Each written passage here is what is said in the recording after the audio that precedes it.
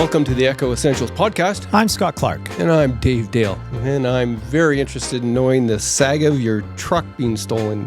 I had to drive down to Toronto to Brampton. So the OPP found my truck after it was stolen from the Hilton at the airport.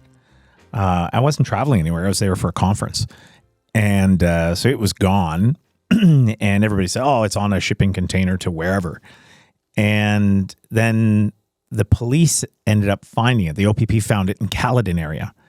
And then it was in an impound yard. And then you have to go through insurance and that about, are they going to fix it? Because I don't know. All I knew was there was a window knocked out of it because there was glass everywhere. And so I drove down because I had to write a release to give it to, so it could be released to the insurance company. And the insurance company is actually had insurance for replacement. So I'm getting a new truck. But there's all, as you can imagine, there's all these other costs. It's not like I'm free and clear. I have to pay for all sorts of different things. But the thing that shocked me the most when it went down was I was thinking, there's all this stuff that really has no value, but, some of my business cards and, Cheryl gave me some St. Christopher medals and for traveling and different just, they just have sentimental value. I went down and there was nothing in that truck. Cleared it right out. The irony was there was some change in it, though. They didn't take the money. That's not worth anything. They took like toothpicks. Like what? Like even my shopping bags. I keep my shopping bags. So when I go shopping, I have my shopping. Everything was gone. All gone. It wasn't, I'm sure they just put it into a box or something and rifle through it later on. But it was picked clean. That's wild. Yeah. So I didn't have to go, but I did go. I'm glad I went because I probably wouldn't have believed if lessons learned. What are your lessons learned? I don't know how you stop the I know the Ford government's talking about, making it, you could lose your license for life or something they were talking about for stealing. But if they catch you and convict you. If they catch you and convict you, I don't know how they stop it. Because I have all these electronics and different things on my vehicle, they just disable it all. The reason I think it's written off is because they pulled out all the, the harnessing system for all the electronics. Because all new vehicles now they're basically computers, right? So you rip out the guts, then what do you have left? It's very expensive. Did you see my Zen suggestion on how to immobilize your vehicle in one of the past newsletters? I'm trying to think. This week, no, it wasn't this week about. No, I didn't see it. Yeah, well, I was looking on YouTube for ideas, and some old guy says, well, just go to your fuse box and pull out your the key ones that like your fuel pump. You just take out they might not have the one needed for that truck, right? Well, they wouldn't. Yeah, but could you imagine you have to pull your fuses or someone said that's one of the easiest things you can do, but you have to remember to do it. Yeah, and you have to do it. And if you were leaving for a long period of time, maybe you're at the airport if you're on vacation, because they take at a hotel. When I was picking up a rental, the hotel across the street, the rental guy said there was 4 taken yesterday from there. 4. Well, somebody sent me a message saying that from the newsletter, actually, they know somebody that had their vehicle. Someone tried to get into it, the Metro parking lot at the Lakeshore. It was a brand new vehicle, and somebody tried to go in there during bright daylight. What's the Metro parking lot? Metro grocery store. Oh, Metro grocery store. Oh, someone was trying to get in there. Yeah, someone was trying to steal a vehicle from the parking lot during broad daylight. Yeah. Wow. Yeah. It's a pain in the rear end. More. Here's what I'll say: the insurance and police and everybody was fantastic. They're going through it all, but it's just a pain in the butt. My gosh, because for some it'd be more because they wouldn't have that insurance that you have, right? Yeah, well, it's replacement value, right? And the other thing is I lease that vehicle, right? So it's really not my vehicle. So the insurance company has to deal with Toyota. So I'm sure Toyota doesn't want it back either, right? Because the value probably dropped. So there's an upside in leasing when it's their vehicle still. Well, that's right interesting. At the end of the day.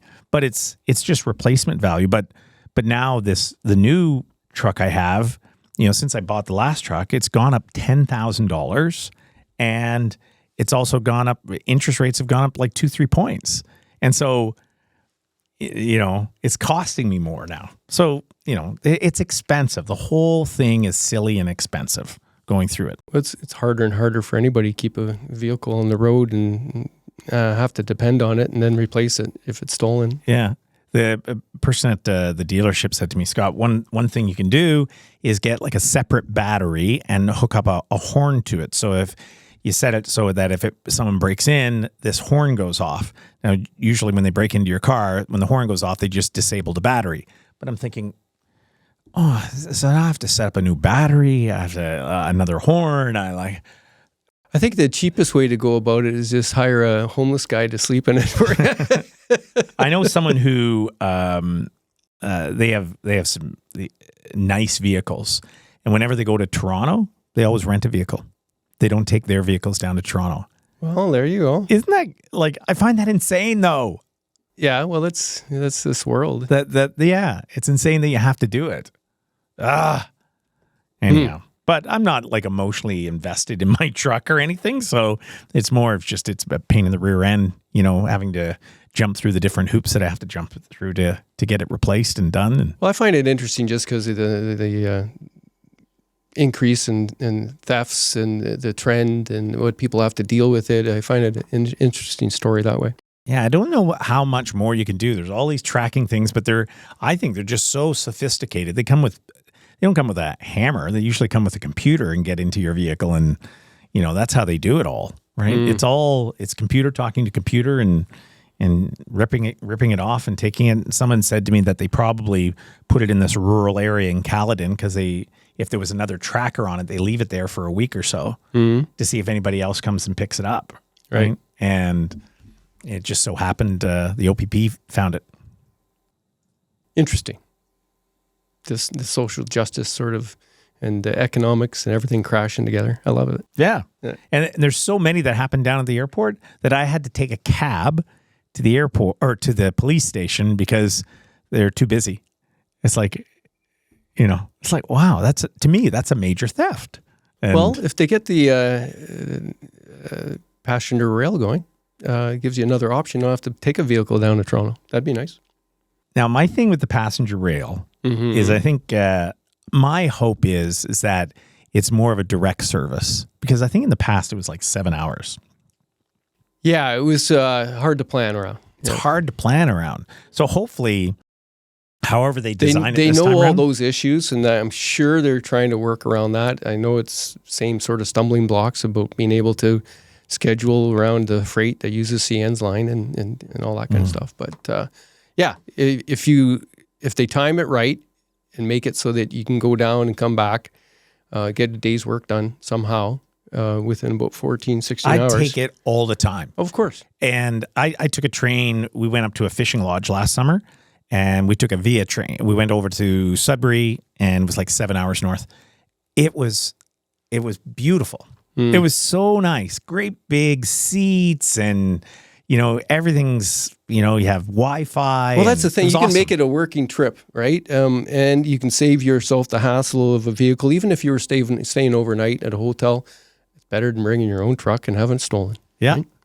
Yeah. And just the inconvenience of it all, right? Yeah. So, because since we don't have planes anymore, you can't get a flight anymore. I can only imagine tracking the time involved in trying to deal with all this stolen truck stuff. It's been at least 3-4 days of your time. For sure it has. Yeah. Yeah. Well, it took an entire day from a conference when it happened, and dealing with police and insurance and everything when it happened. I couldn't be at the conference. So I lost a full day there. And lost a day multiply that yesterday. from everybody who had a vehicle stolen, all the police involved, all the insurance people involved. Be silly expensive. Yeah. Be silly expensive when they did all this. So hence why when the premier of the province is talking about it, it's got to be really bad. Yeah. And Really bad. Someone told me just recently, they were down Premier Road and they had their vehicle stolen. So it's happening in the city, as you mentioned, in North Bay as well. We're not immune to it by any means, right? But imagine, why don't thieves wait till the winter? You know how we just leave our cars running everywhere because it's so cold. I drove around for 2 weeks without my back hatch closing. It was never locked, right? Yeah. But I wouldn't have done that in Toronto. No. And I shouldn't have been doing it in North Bay. Well, this all ties into what we're talking about today. Going on a trip. We're getting tripped. Getting tripped. Not knowing when it's going to come to, someone's going to mess you up. This pretty neat game, eh? Yeah, it's. I love the entrepreneurial spirit of Mark Sherry, but Mark often brings in partners, and he's brought in Eric. Yeah, Boutilier. And Eric's a journalist, right? That's how I know Eric. I didn't know he was a board game guy. But he tells, this is a good interview. He tells the story of how it all came to be. And it's not an overnight thing.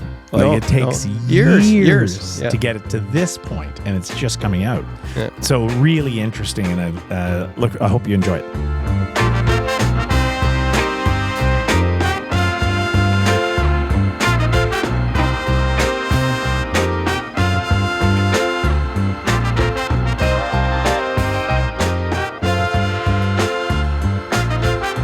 Today we're going to get tripped. We're playing games with tripped inventor Eric Boutilier, right? And Mark Sherry. They're partners with Shadfly Games, and Mark has extensive experience with games. And we're going to let them tell the story. Eric, what made you want to create a game? Well, I was bored one night, and that's how it starts. Yeah. So basically, I really like playing Risk with a group of friends, and one night we were playing the game, and I was growing tired of playing the same map all the time. So I thought, it would be neat to maybe come up with something original, like an original Risk map. So I took a map of Ontario, and I just divided it up as best I could, and we played around with it, and it was it worked. Like it was very rudimentary, but it worked, and it was fun. And I was thinking, well, okay, I mean it's nice to be able to like create something within a game that already exists, but I thought be even more of a challenge to come up with something original. So over the span of about a year and a bit, I was putting down some ideas. I was testing out a prototype with a group of friends, and we'd meet maybe every couple of weeks just to try the game out. And they'd provide me some feedback as to, okay, this doesn't make sense. We need to tweak this. You might want to change the wording for this. And Eventually, I got in contact with Mark, a friend of mine who works for Mark. I was showing him the game one night, and he said, "This is really good. Would you be interested in if my boss saw it?" So one thing led to another. We ended up meeting at the Moose. The Moose, yeah. We went to the Moose for lunch. It was a long lunch. And it's been a few years of working at this, but we're really excited with what we've come up with here. No, right on. Mark, and you recognize a good game when you see one. Tell us about your game history and what you think of this game's potential. Yeah, so I'm one of the co-creators of the Game of Things. So it's a party game, things you shouldn't say to your mother. We'd all write a response to that, and guess who wrote what? And what's funny about that is what people write. And so we met Eric, who used to work for me, introduced me to this Eric, or Eric still does work for me. And we sat at the Moose and we played the game, and I thought, that's got really good gameplay. Like, it really had interesting gameplay. It was a very first prototype, and we thought there's a lot of things we can do to improve this. And I think at the original time it was called Travel Tantrum. That's right. So it's gone through 3 name iterations, from Travel Tantrum to Traversal to now Tripped, which, stalls the process quite a bit because you have to redo everything.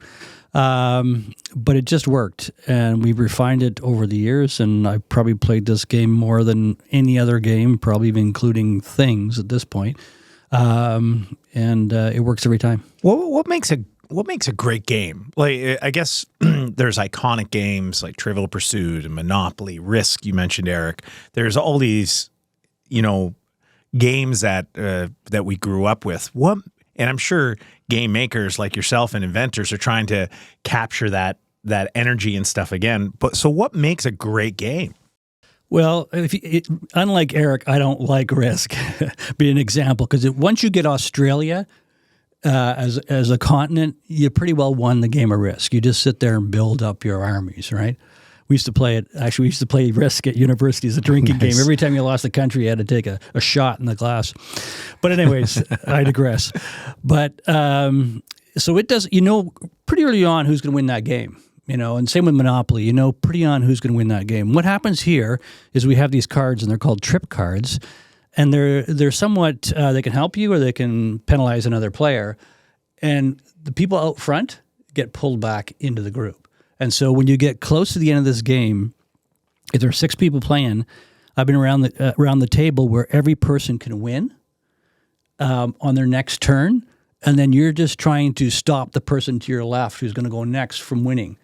And it tightens right up, and all of a sudden there's a winner out of nowhere. And it's just everybody's in until the end. And that's what I love about it, because it's not one of those games where, I didn't get Boardwalk and Park Place, and so I'm in trouble now. So that's because you said in the article I read in Bay Today, you said about that this, it's one of your favorite games, and you can't. Is that the reason? Because everybody's in the game right to the end? It's one of the reasons. The other reasons, I love the trip cards. I love what Eric did, and it's funny. We took this to 2 game designers, and they said, "Oh, those cards are they're nasty." Right. And we said, "Yeah," and they said, "Oh, you shouldn't make a game. Everybody should win now."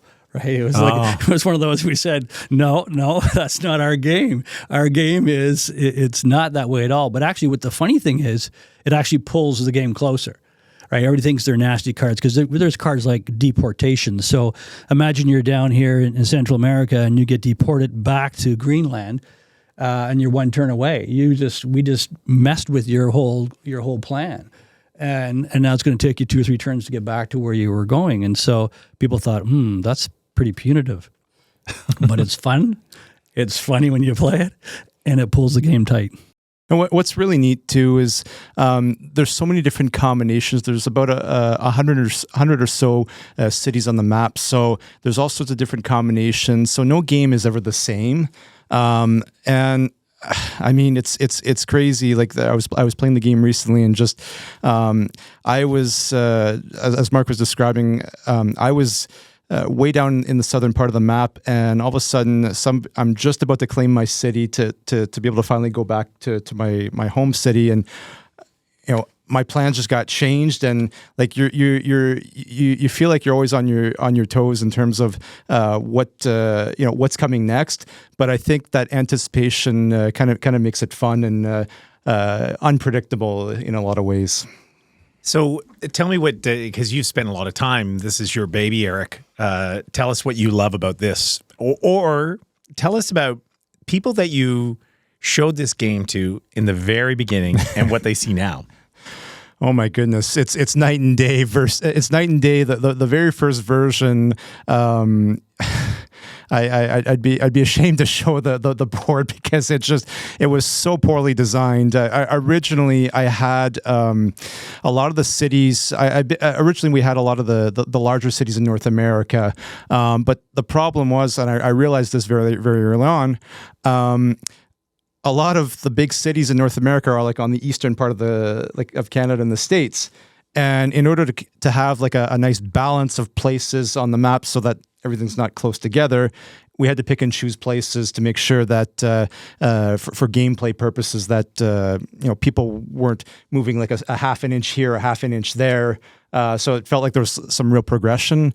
But some of the things that I enjoy is just the different modes of travel to be able to get around. A buddy of mine told me one of the things that he appreciates about it is the fact that you're always having to calculate where is it that you're going to be going and how you're going to get there. So one turn you may be able to go this way by taking a boat or taking a boat, going by road, and then taking a train.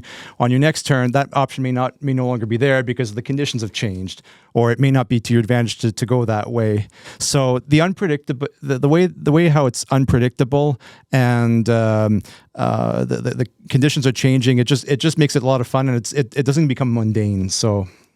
And what have you learned from Mark in this process? Because Mark, how many years have you been working in the game side of things? You've been in tech for a long time and retail, and I think the Game of Things came out 23 years ago. wow. Yeah. Wow. Yeah. We were at downtown at Gulliver's. It was just before Christmas.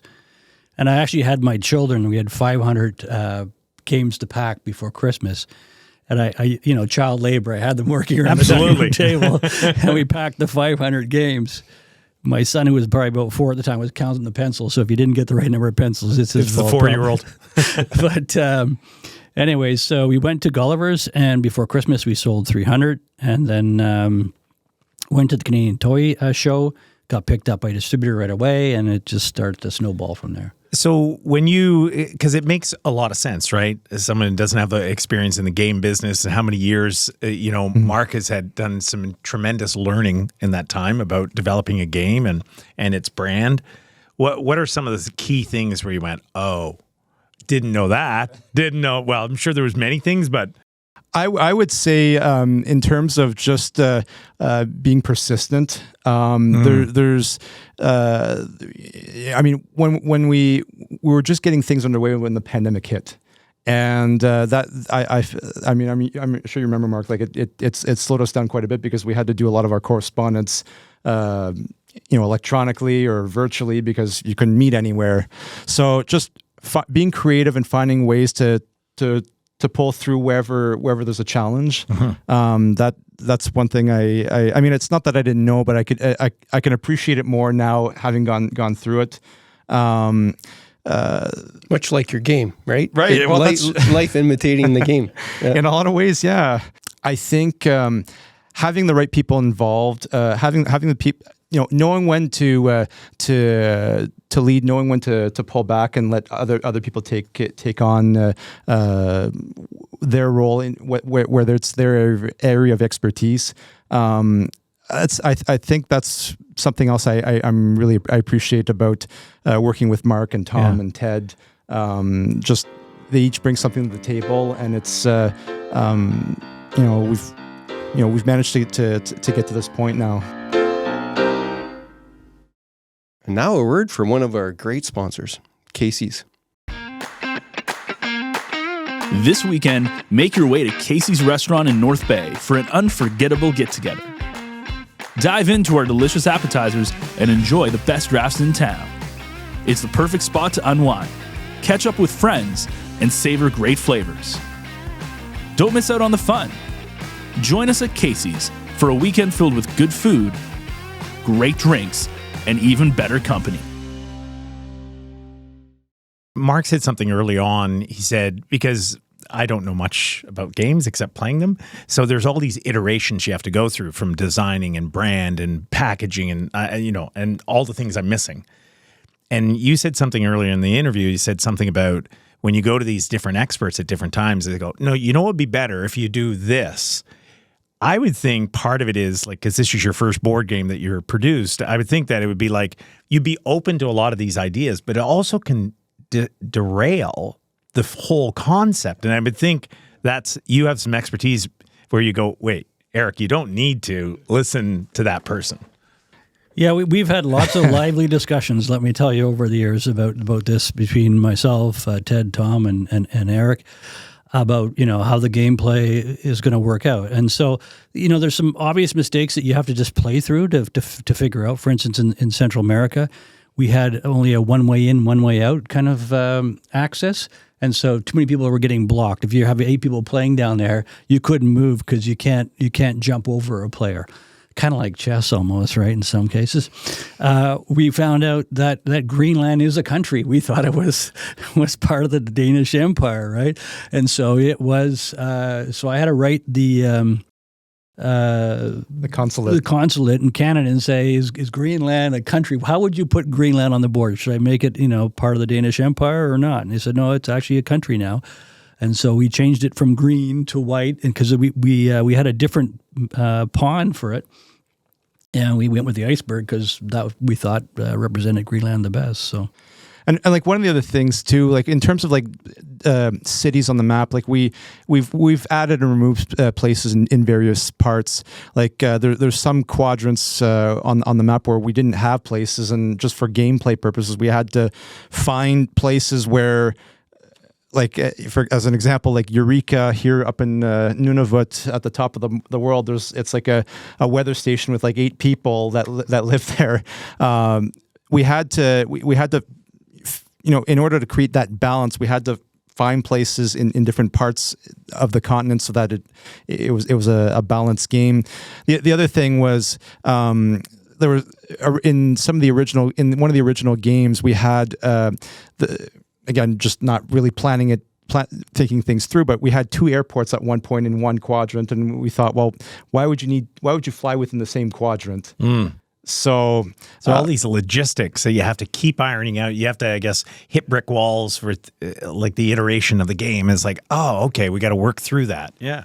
Even there's a card that was a deportation card, which is a kind of a punitive card that you play against someone else.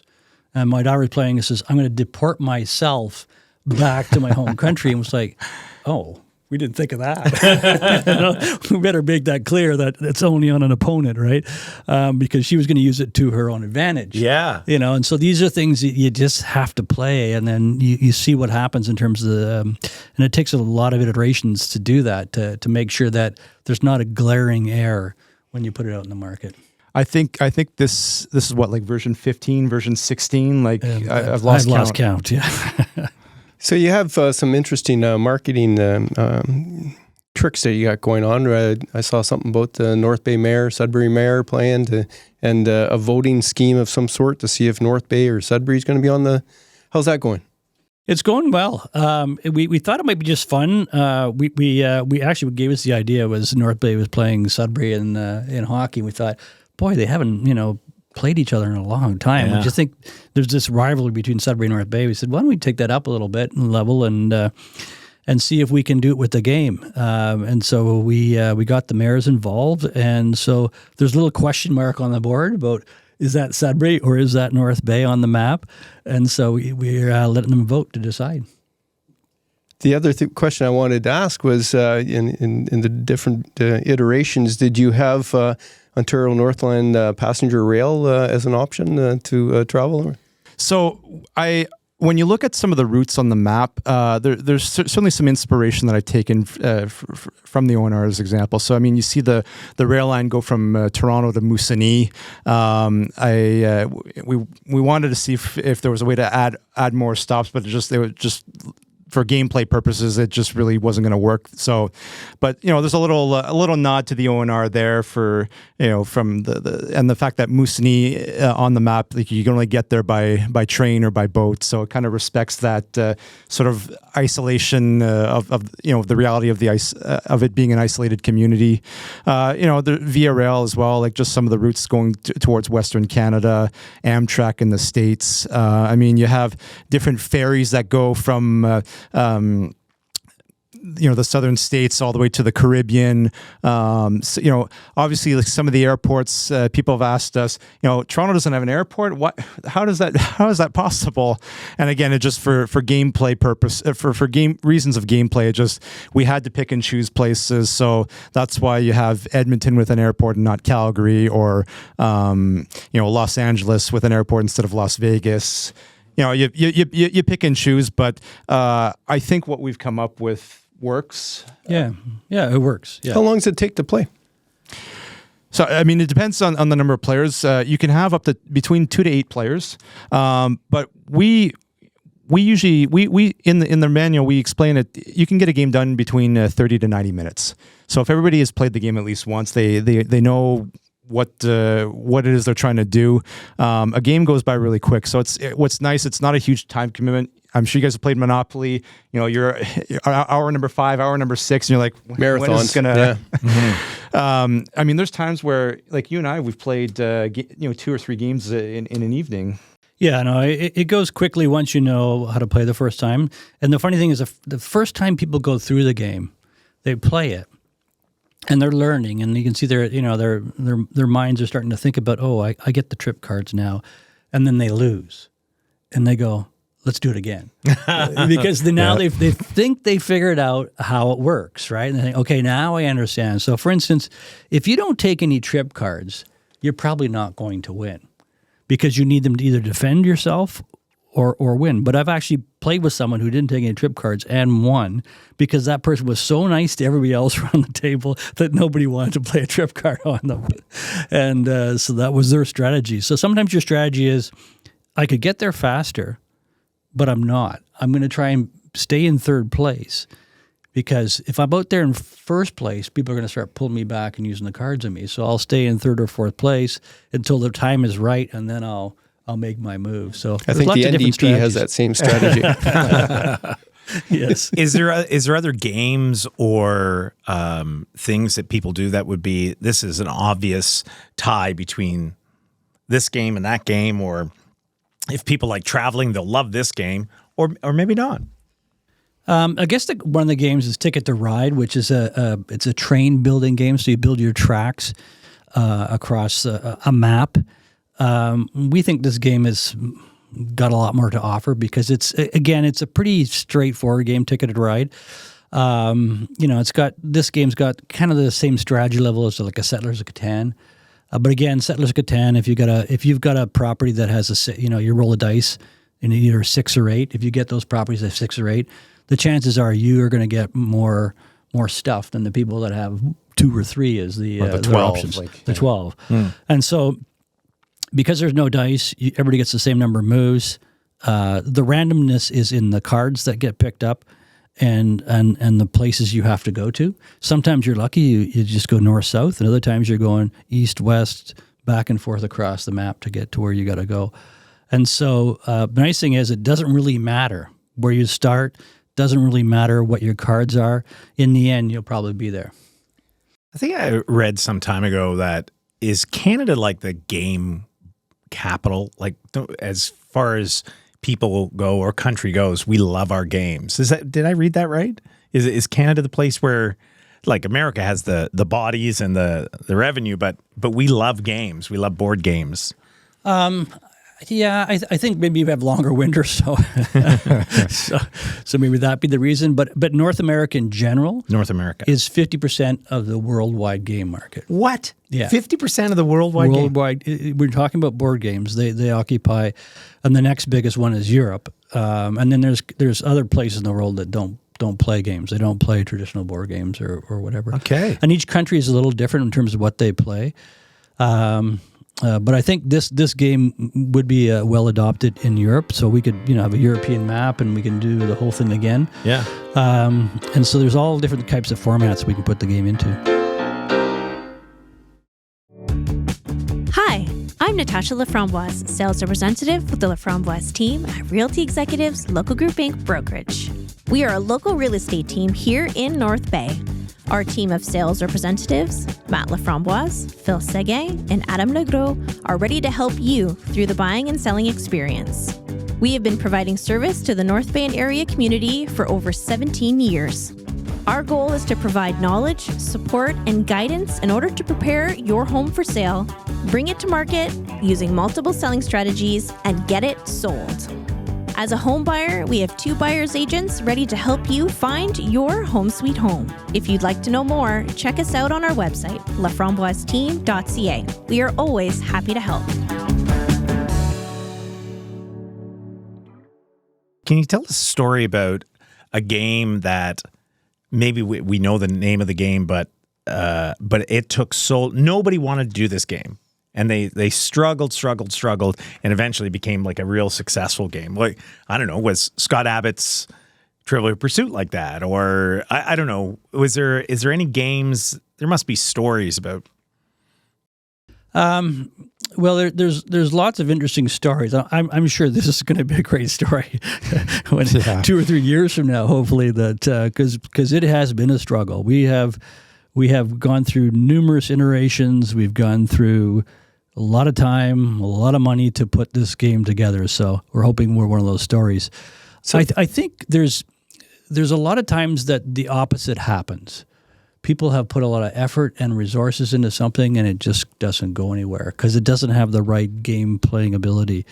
I had someone send me a game once and said, would you invest? And I said, I don't think I'd spend any more money on it because it just didn't play well, right? But, those types of things. But every company, every game is an overnight success. But behind the scenes, people worked at it for years. Yeah, and you're taking a different approach. I think with Things, you had a major game company that was on board from the very beginning, but you're approaching this through crowdfunding, right? Yeah, well, crowdfunding wasn't available back when we launched the Game of Things, and so I went with hat in hand to friends and family with Tom, basically the two of us. And we raised about $375,000 to build the game and to market it. And so we had some initial success. We did pick up a distributor called Outset Media that distributes across Canada to small independent stores. And then from there, we went to another distributor that distributed to larger stores. And then we won the Canadian Toy Council Game of the Year, or Toy of the Year. And then after that point, Hasbro picked us up for that. And so we've gone from Hasbro to then we went to Play Monster, and now the Game of Things is with Mattel. Wow. But it's a process. So you have to, I guess when you said, Eric, about never giving up and persistence, it's like you just can't, because you can't predict when it's going to take off, when and if, right? That's right. It's I mean, I didn't go in with the intention of originally doing something with this. It was just circumstantial when I met with Eric, who works for Mark. When we decided, when Mark asked me, "What do you want to do with this?" I'm like, "Well, I don't know. Let's find out."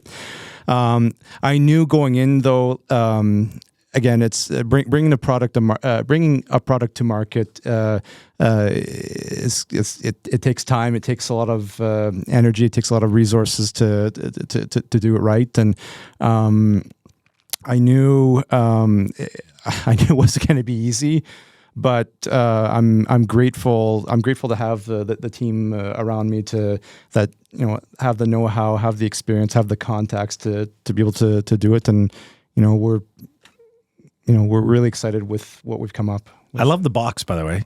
Like the whole thing looks beautiful, but the box in particular is fantastic. It's like a suitcase, has latches on it. There's no way you can go to market with that. That'd be too expensive. It's a beautiful box. No, we're actually going to go with an even more elaborate box than that. Oh yeah. So the handle that you see there is going to be matching the latches. Okay. So it's going to take it up a notch. We've got some different designs for the passports, different designs for the two card boxes. But that's in the final mix. Mm-hmm. It's beautiful. It's like I can't imagine all the work and how long this all takes. How did you pick the price point? What's it going for? The pre-purchases? I think this is going for $60 as part of the pre-purchases. Most new games now are in the $70 to $80 range. And we just wanted to bring it down a little bit, keep it close to the $50, $60 range to get people to purchase it. And especially that it's a Kickstarter campaign. You don't want to price yourself out of the market. And so we're excited. You get discount on the game, and you get a free T-shirt that says, "I just got tripped." What? I got tripped first. Oh, I got tripped first. That's right. Yeah, I got tripped first. And so it's good. When's it going to be ready for distribution? We will. So what's going to happen the next probably 4 weeks? We're running the pre-launch campaign. So what the pre-launch campaign does is it builds, stuff that you're starting to see on social media and stuff, builds awareness and starts to create a funnel. Because what happens is when you start your Kickstarter campaign, you want to fulfill your goals in a very short period of time. So if you fulfill them in the first few days, Kickstarter pays attention, and then they start to promote it within their group. And so the Kickstarter campaign will probably be for 4 weeks after. So we're looking at the next 8 weeks, but approximately. If the North Bay Sudbury thing takes off and it's really going, we might extend it a bit. But essentially 8 weeks. And then at the end of the 8 weeks, we see how many games have been ordered, and then we're going to place our order, and then they'll be here probably in early fall. Oh, just in time for time for pre-Christmas. Yeah. Some people buy that early. Yeah, you should get them now because we're only going to buy a limited amount. Yeah. In the first run, we'll buy some extras and we'll give them to not give them, but we'll sell them to the local toy stores to sell as well. But after that, it's another 6 to 8 week window to reorder. So, if you want it for Christmas, you probably should get it now. Hey, that's good. Right on. I wish we had time to play. Maybe we're going to have to make another arrangements to have a game. Let us know. We'll be here. Anything else people should know about the business of gamesmanship here? Yeah, I think, the one thing about this game is you can't hold a grudge. The one thing Why is that? Because you lose. And so I had a husband and wife were playing with us. I won't tell you who they are, but he got mad at her because she played a bad card on him. And so they just went at each other for the rest of the game. They both lost. They were out of the game. Yeah. So That's what grudges even do. when you have to be rational, even when someone does something punitive to you in the game, you got to think, is that my best thing to go back at them, or do I go after someone else who's ahead of me? Right. And so it's funny to watch the dynamics sometimes. So you're going to bring society back together at the end? Is that what this game does? Is you're going to stop all the world's divisiveness? problems, All the world's problems are solved. fixed by Trip. Absolutely. There are no guarantees, but But you're willing to take a shot at it. it's. I think what's a lot of fun too is when somebody's playing for the first time, they when they get tripped for the first time, their eyes pop wide open. They're like, "What? That just happened to me? Why did you play that on me?" And then they realize, what it takes to try to get ahead in the game. I mean, I remember when we were doing the mayor's session in Sudbury, Peter at the end of the game played that trade places card on Paul, and it just their eyes just like. Even though he didn't need to, I think he just had a little fun with it. Curious about the evolution of board games, where obviously you go and Things have done this. They created their own app, right? You have an app. We did, yeah. But I don't know if I see board games. I'm not the expert. I don't see board games going that way. There's something communal about opening up. Just when you were setting it up, Eric, it's like you open the box and you open up the board and you lay everything out. There's something, and it's all right here. I don't know if I see games moving to the electronic side, but maybe I'm wrong in that. Well, I mean, I think this type of game will always exist because people have a need to get together and laugh and have fun and do something socially together, right? But having said that, this game has way more potential than Things does to go electronic. If you think, we could take all those players, we could make the British person a character. And we can make this a make-believe world, and it could be very much a video game. So we see there's potential to spin off this game in a whole bunch of different ways, but there will always be a physical game that you can pull out and play with your friends. I when we were talking about it earlier, I was thinking about it digitally, which would be down the road. But there is potential for that for sure. You could have all kinds of things. You can have a chicken house in Vegas and Oh yeah, get tripped up. Go get your coins. Yeah, he's got to have some sex involved. Yeah.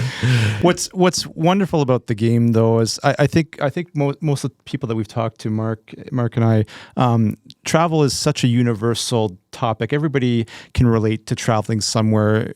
I was explaining this to Mark and Tom about how who hasn't experienced having to make a detour somewhere where the highway, when in the wintertime the highway gets closed because there's an accident or there's a snowstorm, or if you're going to the Caribbean, you have your vacation planned out, and all of a sudden the flight's delayed and you gotta, okay, what am I going to do now? I think there's a lot of elements, real life elements to the game that people can relate to, and when they're playing, they're thinking, okay, yeah, I remember this scenario where in real life, and I think it makes it it's a universal concept that people can relate to that makes it enjoyable. Yeah, it's like trains, planes, and automobiles all in one game. I mean, I remember seeing that movie for the first time when I was traveling lots. And I was dying laughing so hard because every single thing in that movie happened to me. Right, right. And so everything in this game will probably have happened to you at some point in your life. Yeah, right on. Well, this has been good. Thank you very much for coming, guys, and give us a little peek at what you're doing. It looks like a lot of fun. Yeah. Well, thank you for the Thank you invitation. for having us here.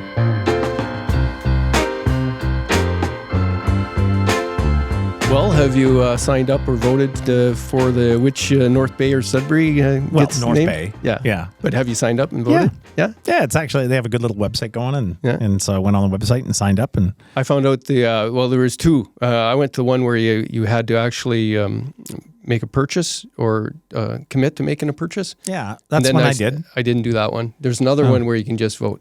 Oh, Yeah. I signed up for a purchase. I committed to buying a game. Yeah. Well, I But I wouldn't don't mind think they doing that. charge you. They just, when the game's It's ready. like a buck, right? But Yeah, that's right. It was $1 that was charged.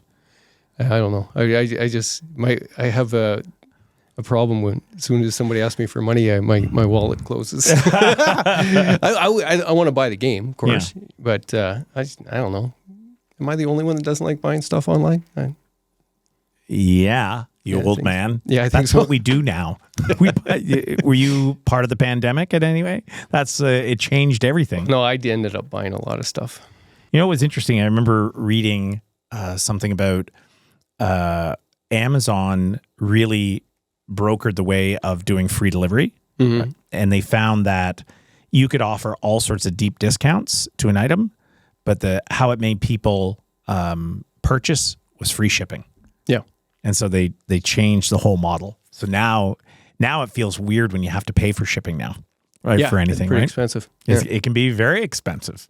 So, but it looks like this is going to be a great game, and wish them great luck.